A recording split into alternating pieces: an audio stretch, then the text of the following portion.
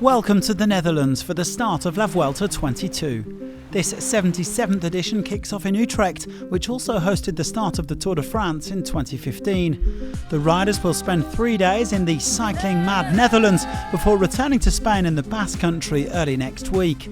This is the fourth time La Vuelta has started abroad, and the Dutch fans were keen to get the party started at the team's presentation. Quick-Step Alpha Vinyl are here with a strong lineup featuring world champion Julian Alaphilippe. It could be his final race in the Rainbow Bands. Of course, I'm super happy to be here in Netherlands for the start of La Vuelta, and we will do our best to try to win the stage. Quick-Step are pinning their GC hopes on Remco Evenepoel, who's already won 11 times this season. Alejandro Valverde will be saying a fond farewell to the race he won in 2009 at 42. He's riding his 16th and final Vuelta.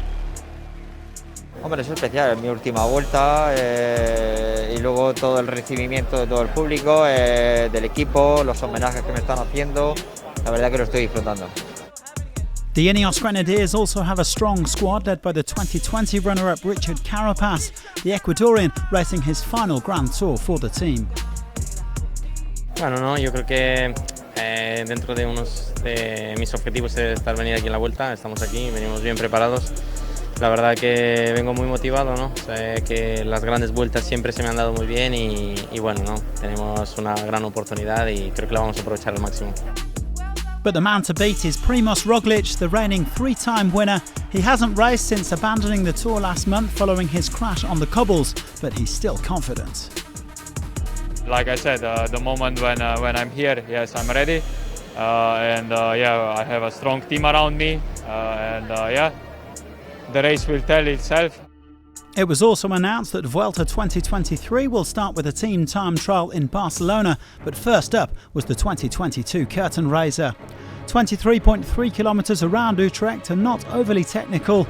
It's the first Grand Tour TTT since 2019 when Astana won in Torrevieja, so who would take the first red jersey of this edition?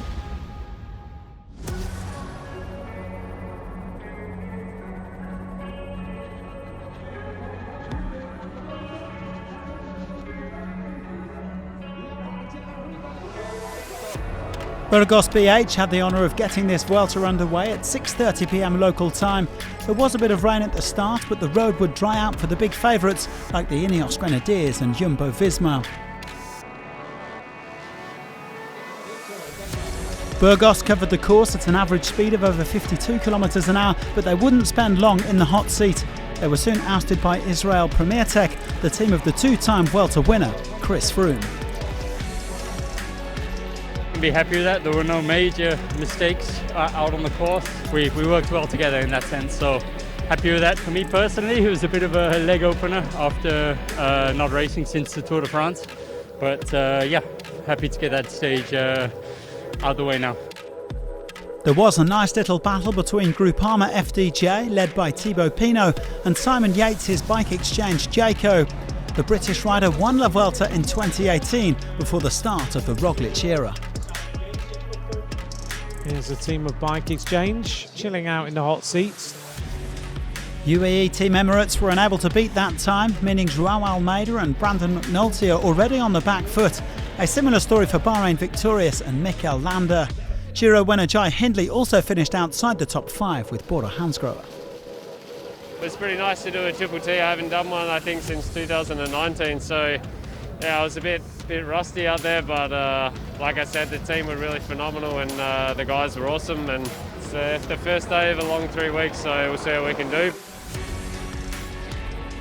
It was soon time for the big guns to roll down the start ramp. Movistar with Valverde and Enric Mas, Quick-Step for Evenepoel and Alaphilippe, Ineos Grenadiers and Carapaz, and Roglic's Jumbo-Visma hoping to triumph on home soil.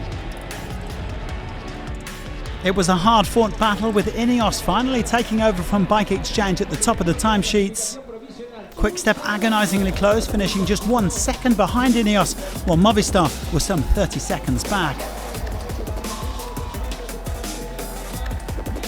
But Jumbo-Visma were clearly on a mission in front of their home fans. Jumbo-Visma lining up, as Hannah said. You need to think about how you get your 5 riders to the line first. Rather than be all in one line, you need to save as many seconds as possible through the last couple of little curves. Jumbo-Visma reach the finish line. Let's look at the time, and it's going to be the top of the leaderboard. 24 minutes and 40 seconds for Jumbo-Visma. They absolutely smash Ineos Grenadiers.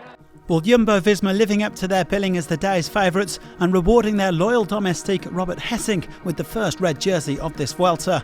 The 36-year-old Dutchman making a dream start to the race. Having already taken the biggest win of his career at La Vuelta in 2016, he'll wear a Grand Tour leaders jersey for the very first time on home soil in the Netherlands. Hessink previously came as high as 6th overall at this race before evolving into a key lieutenant, especially in the mountains. He's helped Roglic win the last 3 editions, but tomorrow he'll be the man enjoying the limelight. Really grateful to the boys. I mean, they were so crazy strong, and I'm really grateful that to be in the red jersey. I think that's it's definitely one of the highlights of my career. Jumbo-Visma win the opening stage by 13 seconds from Ineos and 14 from Quick-Step. Bike exchange with the best of the rest at 31 seconds. Hessink leads his 7 teammates at the top of the general classification. There were no bonus seconds handed out today. Officially, there were also no points handed out for the green or the polka dot jerseys. They go to Primož Roglic and Chris Harper, 2nd and 3rd over the line for Jumbo-Visma. We do have a best young rider though, Ethan Hayter. He leads his teammates Sivakov, Rodriguez and Plapp, a 2nd ahead of Evenepoel. Now Saturday's second stage is sure to be one for the sprinters, a flat outing of 175 kilometres where the likes of Malia, Ackermann, Bennett, Pedersen, Groves and Thiessen will be gunning for victory. Meanwhile Hessink will enjoy his day in the red jersey.